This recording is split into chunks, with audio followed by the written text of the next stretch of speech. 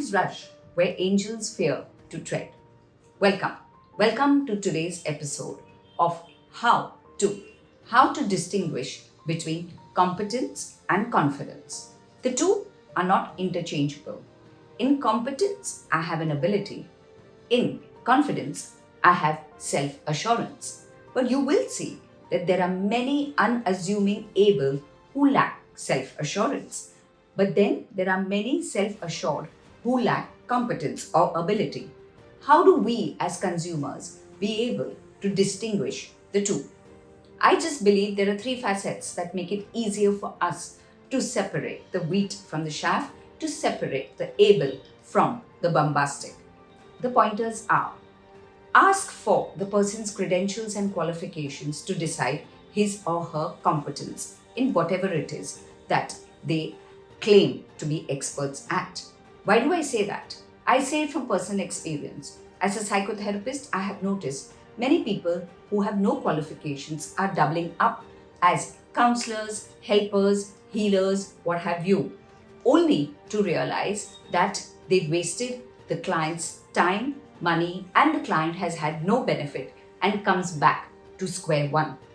They lack clinical acumen and they miss absolute correct diagnosis and just go on counseling without any expertise as such. The other aspect to judge whether a person has ability and competence is to see whether he or she is open to feedback. Why do I say that? A professional who has ability will always listen and be accepting of whatever is asked of him or told to him or her. They are able to steer course rather nimbly so that they accommodate the client or the customer who's asking for something different. The confident who lacks ability and substance would usually find any feedback extremely threatening. They would get defensive, maybe even aggressive. The proof of the pudding is in the eating. The able surely and slowly rise, maybe not as fast as the person who only has confidence but lacks substance. Be alert to the fact that if someone suddenly has a meteoric rise, be vigilant about how that rise came about, because more often than the quicker you rise, the faster you fall.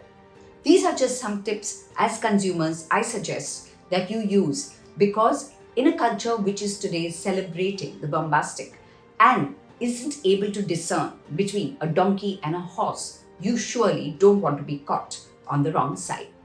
If you like what you hear, please do hit the like button, please do share my video, and of course, continue to write to me at barkha@barkhachulani.com. Till next week, it's goodbye and thank you.